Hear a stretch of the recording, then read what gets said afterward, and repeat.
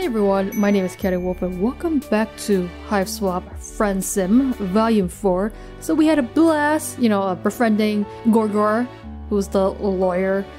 It's like we're really running through all the occupations, like try to befriend every job and every troll out there that there is. So now, we're gonna befriend the guy that I think is a pilot.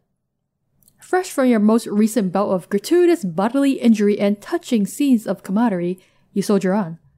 You've had a few setbacks, made a couple silly choices. Boy, do things just keep happening.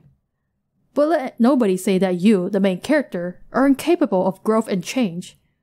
You have made sure not to be caught in the wilderness near dawn again.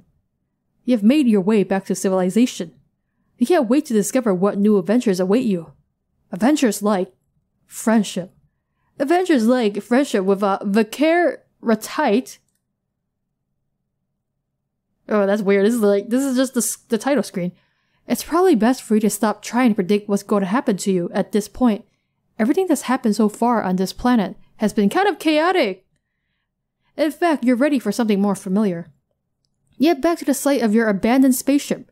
Sure, it's smashed beyond repair, but it's a little slice of home.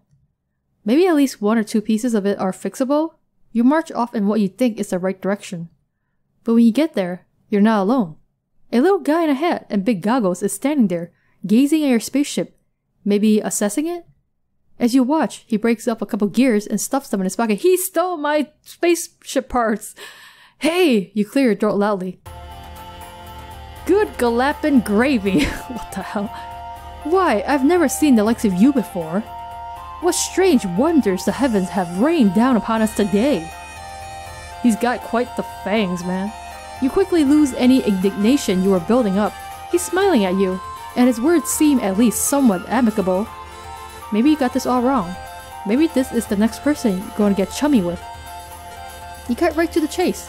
No point in beating around the ground leaf covering. That's probably what they call it on this planet. You let this guy know you're the proprietor of the spaceship he's stripping, and you're in mighty need of a new friend and a new spaceship.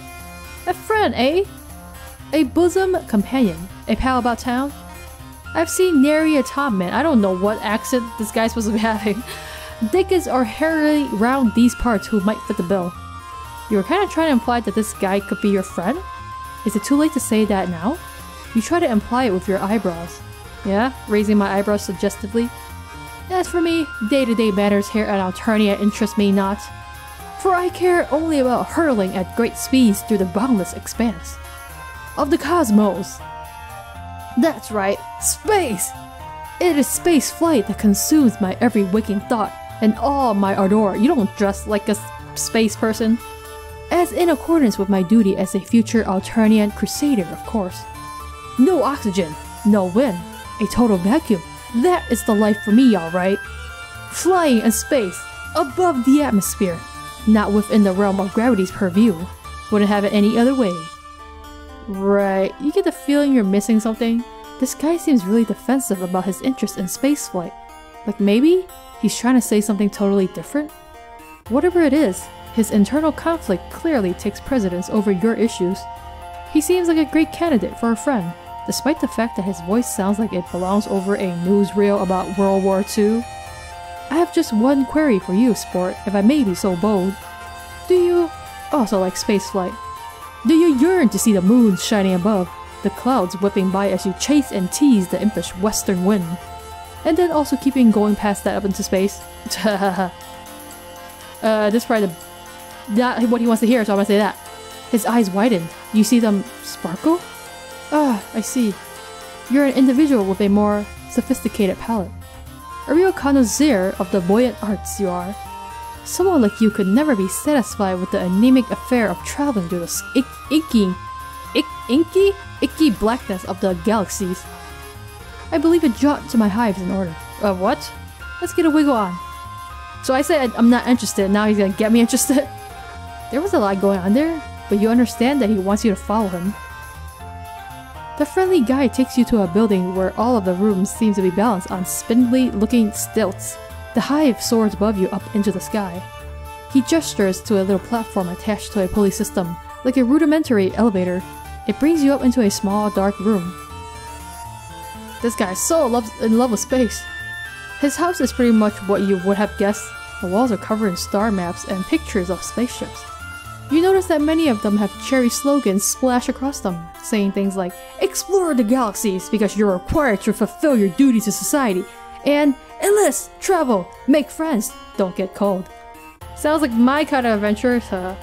Your new friend doesn't seem too happy as he looks around the place. Just the high for a dedicated spacecraft enthusiast, isn't it? You nod. You're not sure what this is leading to, but no one ever went wrong relying on non-specific and plausibly deniable agreement. Who am I fooling? You've rumbled me, potential new chum. What you see before you is a collage of falsehoods. I've nothing but an avatar of baloney. In truth, the myriad temptations and desires of space do nothing to tickle my biscuit. The thought of participating in the glorious eternal conquest gives me the screaming mimmies. So you're not interested in space? My interest lies in something a little lower down. You're interested in the underground? He reaches up and peels back one of the posters. Behind it is another poster, this one showing a view of clouds in the night sky. Behold my shame. The truth is, I long to toss and turn within the grasp of Mistress Gravity's sweet fingers. To traverse the sky. Can such a thing be? Imagine flying within the confines of Alternia's very atmosphere. Defying the very conventions of what we all know to be true. Wait, so they're not obsessed with space, but they are in love with the sky. So you know what? My pilot theory is still on. Instead of down, up. Instead of falling, soaring. Can you imagine? Can you see it before you? Could you ever dream of the existence of such a flying machine? It does exist, you know. Tell me you never heard of such a thing. Tell me airplanes exist, man. I brought you here to show you my truth. And you treat me to mockery? An airplane? A plane that floats in the air? Flying machines are a serious business. I think you should leave. They're offended because I told them the truth about airplanes. Oh, is this what your elevator looked like? It's like a very weird makeshift dungeon transporter thing. Vikare is not ready to hear the truth about airplanes apparently, but let's say we love spaceflight. Well then, we are in total agreement. Two kindred souls traveling hand in hand into a glorious yet inevitable future of conscripted service in space. Which is, as I've already made clear, a thing I most definitely and positively desire. So it seems we have nothing more to discuss. Toodaloo! Super weird. This guy doesn't like space. Alright, not interested in space, not interested in airplanes, I guess. Interested in airships? I don't know. Ah, but the future is ours to build. My strange Hewitt and unhorned comrade. What do you think? Does it excite you? Do my ideas rattle your buttons? You can't help but notice that he's referred to you as a chum and a comrade, but friend hasn't made an appearance yet. Do synonyms count? I just said synonyms. Do synonyms count? Or is it just a tick of his speaking style? You look as earnest as you can and nod vigorously. You are almost positive this is the thing he really wants you to express interest in. Aha! The truth will out. You and I share this furtive passion for the indulgences of the air. A dialogue between a troll, a flying machine, and the stars. But further away from the stars than we would be in a spaceship. I cannot stress enough how different of a thing this is. You can't decide between nodding and shaking your head. Here, so you furrow your brow and do your best to look thoughtful, like maybe you are contemplating the differences? This fellow's demeanor towards you is definitely shading to the more temperate climate zones. However, certain physical needs are starting to assert themselves. You're still pretty banged up from your previous adventures. When are we not banged up? But right now, the aching of your stomach is screaming for attention. You humbly ask your friend-to-be if there might be any chance of getting a bite to eat. But of course... Oops, I skipped something. Why? I clicked it by accident. But of course, why if I known you had a rumbling in the old digestion bladder, I would have shut my yapper tooth sweet. Weird. Time for a good old Nash, or Nosh. A Yamaruni, wahoo. Now, how should we attain the victuals? We could venture into the great unknown, which is to say, out of my hive. Or we could stay here, beholden to whatever twists and turns Lady Fate has in store for us in the nutrition block. What say you, new timer? You talk like an old timer. I think they said they hate going out, right? So let's go out. Gotta venture into all the dangerous options. From your budding chum's words, it sounds like he himself isn't sure if there's any food in the house. Best to risk it and go outside. You tell him, Really? Okay. Top choice, buckaroo. Foraging is how I while away most of my time after all. There's just one small matter to trouble the old brain power. If we're venturing out into the unknown yonder, we should obtain some chow from our Lucis as well. Speaking of that weirdo Lucis, where are they? He'll be a real grumpy Gustav if he goes too long without his nosh. You draw yourself up profoundly, or proudly. It's taken a lot of bizarre run-ins and harrowing close shaves, but you know all about Lucises. You inquire about Gustav, was it? Ho ho, what a card you are. No, my Lucis. I call him the Canary. Is it a bird? He whips out a photo. It shows a smaller version of himself. His horns nothing but stubs, a far too big pair of aviator goggles slipping off his nose. Standing behind him is a large white fowl, big scraggly wings folded back against its body. You want to say an emu? Whatever it is, it's definitely not a canary. It's a giant bird. Its beak touches the top of your pal's head with something that might count as affection. He's not a persnickety sort. All kinds of bugs and leaves will tickle his fancy. Shall we away?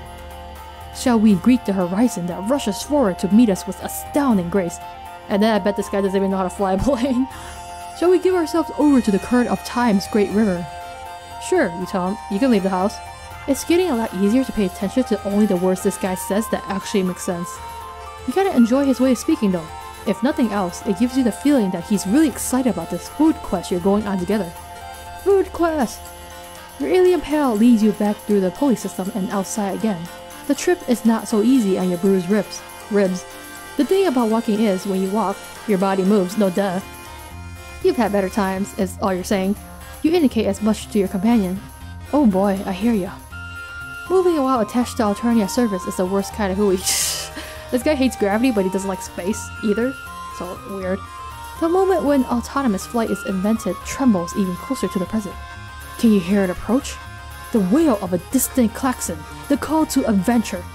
It beckons us forward through the years, a golden thread stretching ever onward to the glorious inevitability. That's not what you meant, but his excitement cheers you up a little. Maybe you will feel better in the future when someone invents flight on this planet. Certainly by that time, either you'll be further along in your healing or dead. Either way, thinking about that future brings a little rosy glow to your heart. You ask your buddy where you're going next.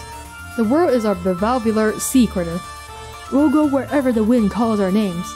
Great. But if it's the short-term answer you're inquiring after, there's a specific plant the canary likes to eat. It's got white petals and leaves as red as a troll's most lurid desires. Could you give a holler if your bulbs fall on something of that persuasion? You agree to keep an eye out. You continue trudging along beside him, wincing whenever your step jolts your injuries. Maybe a little conversation will help distract you. You ask your new friend what got him so interested in flying in the first place. What could be better? Up there, free of worldly concerns? The wind in your face and the horizon at your back. Seeing the continent spread out below you. Finally feeling that your personal aesthetic is appropriate for the given circumstances. True that.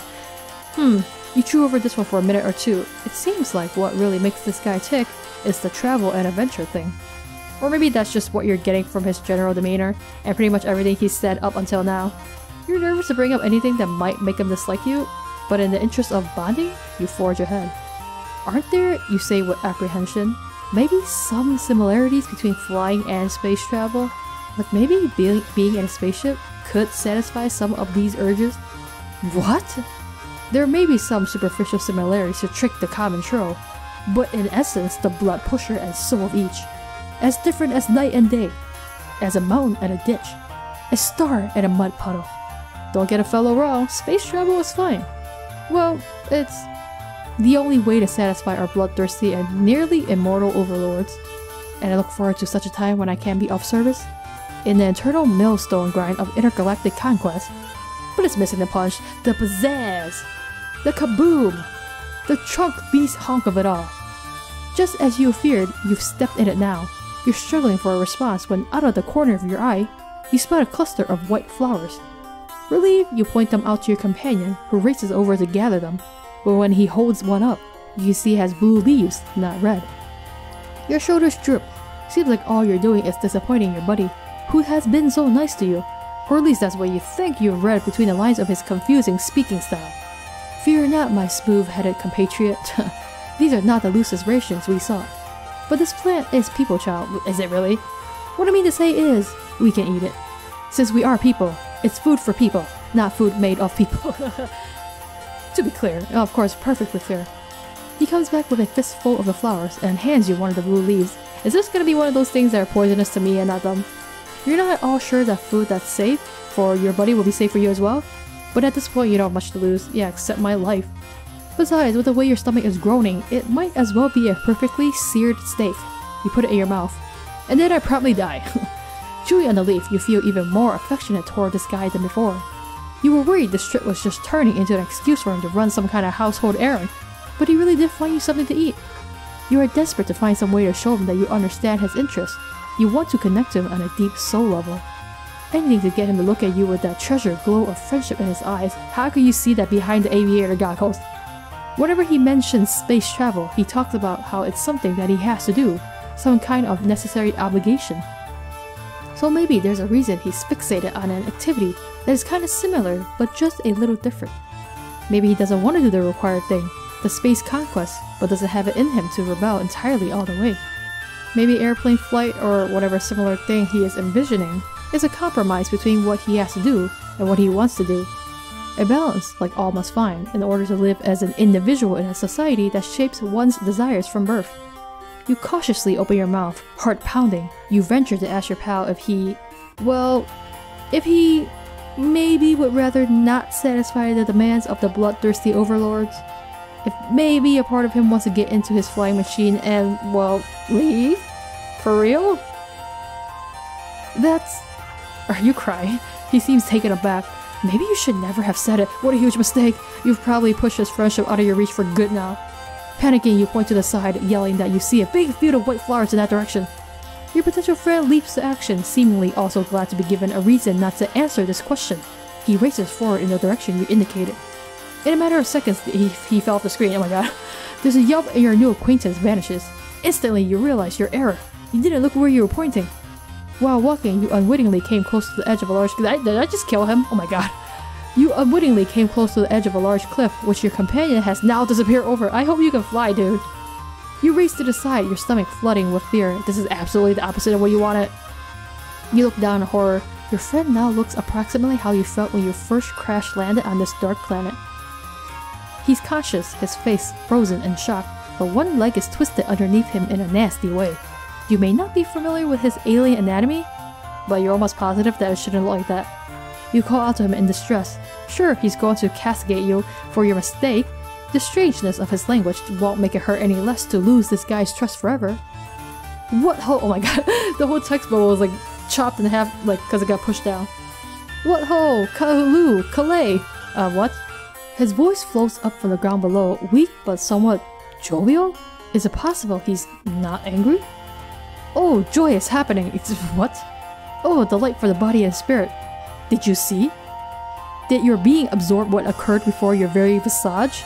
I flew and then fell, soared through the air. Just for a moment, but it happened. An ecstasy like none I've ever known. You hesitate. Is it really possible that he could be taking this so well? That maybe your big fuck up was a step in the right direction after all? It's definitely a little worrying to hear him celebrate a dangerous fall, but none of that matters if you can secure his friendship at last. My strange associate, thanks. Come on down here. We will celebrate in grand fashion this eve. How did you know? That a brief sojourn through unfettered air would bring me such joy? I did not know, man. I kinda almost killed you by accident. You're a fine fellow. And truly, a truly superb friend. Oh, we're friends. Your heart lifts with joy. He said it. Of course, you now have to find some way to climb down a cliff with your messed up ribs, not to mention figure out how to transport someone with a broken leg back to the house. You're not really sure if that's possible, or when the adrenaline that's got you this far will give out and force you to succumb to your own pain. But with a night full of difficulties ahead of you, you couldn't ask for a better balm than knowing you'll face them hand in hand with your friend. Assuming he didn't hurt his hands as well. No matter, you did it. Really? That's the good end? Oh, Vikare, you're such a joyful, space-obsessed guy, but not really? I don't know if it's just me or like these recent volumes have more options than before. I don't know. So we went out and that was the good end apparently, so now we're gonna stay in Hive. You tell him any food he has in the house will be fine. Surely staying here will get you fed more quickly. Did we die of starvation? No problem at all, my fine and fervent fellow. However, I believe two kindred souls such as ourselves have more ways of communicating than mere words alone. I think I'm grasping the meaning behind your request. What? I was not trying to imply anything. The signal from your transmitter is pinging my cranial orb's receiver. I can see what you're truly after is food for the soul. You definitely meant food for the body. You look for an opening where you might gently correct your new buddy, but he seems to be working himself up to say a lot more things. The delectable nutrition of what a troll's truest being craves. The sustenance of imagination, of desire. I probably just started up because he just went on like a spiel. That which nourishes the self better than the finest grub noodles. Art, passion, science. You must have a hankering to see my flying machine design sketches. Despite your troubles, you can't help but think his enthusiasm is kinda sweet. You nod weakly. You make one last attempt indicating that food might strengthen you to fully appreciate his work. No need to worry. I am fully confident in your ability to take in my glorious blueprints. You have shown yourself to have quite the sturdy noggin and a discerning gander bow. I would welcome your input. Warmth balloons in your stomach. It feels nice to hear him compliment you. You're not sure what you've actually done to earn his praise, but you definitely don't want to ruin this now. Maybe seeing his designs will be fun, even on an empty stomach. Maybe it really will nourish you on a level that will help you forget about the prosaic, earthly nourishment you thought you wanted. You tell him you're in. Not so fast. That which I am planning to reveal to you is what I keep closest to my torso pillar. It's not that I don't trust you, my footloose and horn-free cohort, but I think I would like to trust you a little more before vivisecting myself, and displaying my bleeding organs before your penetrating gaze, which is a metaphor for exposing my portfolio. Might I trouble you to participate in a small trust trial? Oh, this trust trial is gonna kill me. No problem, you tell him. Your bud insists you make yourself comfortable while he gets a few supplies. After a few minutes, he returns with a fistful of fabrics and in different colors. Here's what's been bouncing around the old brain box of mine, buddy-o. I'm gonna tie this blindfold around your face and then kill me. Then I'm gonna give you some instructions. Oh my god, I walk off that cliff. And you're going to try to locate the case where I keep my treasure sketches. This is the worst trust trial ever. If you can find it, it's gotta mean we trust each other deeply. Like two wings working in unison to achieve liftoff. If that's how wings work, I'm still figuring out the principles of the matter. Whatever up, are you up for it? It's too late to turn back now. And really, you don't want to? It's kind of a relief to have him tell you what you can do to earn his friendship in plain terms. Well, as plain as this guy's terms ever get. You give him a thumbs up. Now we're on the trolley. Are we literally on the trolley? He quickly ties the fabric around your face. The time is upon us. Time for the inaugural flight of our deepening bond. I'm literally going to fall off something and die. Time to nudge our fledgling companionship out of the nest and see what happens. Your new friend starts to direct you around the room. To the left. No, my left. I don't know where's your left. Sorry, okay, I meant your left. And now onwards to the glorious future that lies before us. You smile weakly, doing your best to follow his instructions. He sounds happy, so you must be getting somewhere. Almost to the doorway. 3 steps forward if you would be so... Wait. Crash, I'm dead. You stagger backwards from the impact. You hear yourself wheeze. The shock has totally knocked your lungs out of commission. How? Your chest jerks in tiny contractions as you gasp for air. Oh beans. Ding dang darn it. There's no pain, just an intense pressure focused on the center of your face, right around where you ran into something face first. I guess I failed the trust trial? You pull at the blindfold and you hear footsteps, which probably means your new friend is rushing over to help. He gets the blindfold untied and his face swims into your vision. He looks utterly gobsmacked. Wow, I mean why I'll be a Hornsby's grub food? Everything copacetic, new pal. You put your hand to your face and touch something wet. Sure enough, when you pull your fingers away, they're covered in blood. Your nose isn't gushing or anything, just sending out a couple rivulets to let you know it's having a bad day. It's not so bad. You tell your acquaintance this, but he doesn't look any less horrified. Shivering stratocumuli. Okay, all this time I've been testing you, to see if I could place the tender gift of trust in your declawed little hands. And here you've bestowed upon me the greatest trust of all. Knowledge of your non-standard hematological attributes. I am truly honored, flabbergasted. absolutely pushed to the brink of rationality by such a display of faith. Never mind the trust trial, you deserve to see my sketches. Just wait here. Be back in 2 shakes of a baby Beast's hindquarters. What the hell's wrong with the way this guy talks, man? You sit down on the floor again, wiping the blood off your face. You are not going to question the stroke of luck you've been shown. Why, if you knew bleeding was the key to his affections all along, you could have encouraged some blood from the sites of your multiple injuries. But no matter. You snip the last of the blood back up into your nostrils, tasting metal at the back of your throat. That's gross. When your almost friend returns, he drops a big stack of papers onto your lap. You page through the designs. The first few are rudimentary, mostly variations on spaceships with little notes like, how to make it not reach escape velocity, and less jet fuel? Shape could be less aerodynamic? But as you keep going, the designs get pretty interesting. One seems to rely on some big rotating sails to achieve lift, another shows a light frame body attached to 4 jointed wings. You briefly wonder what he plans to make the wings out of before you see the note stating that these are dragon wings. A follow-up scribble states, flapping mechanism? How to soften rigor mortis. Okay, but hang on.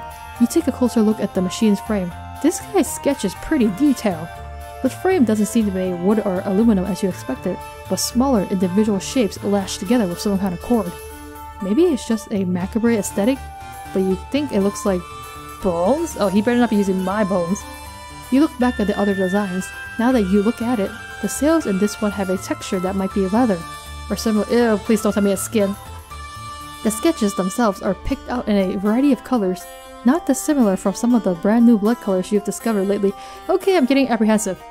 Oh boy, you've been down this creepy alien road before. Using your lightest, most jocular tone, you question the bone shapes. You soften your words with a big, not freaked out smile. What's that? Well, I'm not a construction professional, you know. Gotta make use of what's available. Oh my god. Only cold lowbloods and grubs, of course. Not an ounce of insurrectional spirit in this fellow over here. What? Fear not, unhorned one. These wacky cultural differences you just misunderstood. You take refuge in your old standby of nodding and smile. What misunderstood? I don't feel like I misunderstood anything. It's none of your business what body parts this fellow uses or doesn't use to make his right brother's transformative fan works. Friends aren't for judging people's use of corpses as construction materials anyway. Okay. You know, when you crash landed on my planet, I had no idea what to think. Vikare, old boy, you've really shot the balls now. That's what I told myself. Telling an alien about your flying dreams? That's ruffled the kitty and no doubt about it. But now that we're here, and you're having a looky-loo at my sketches, I'm thinking it might have been right for us to meet all along. Perhaps the work of the capricious Madame Destiny? Surely he's about to say that you are friends.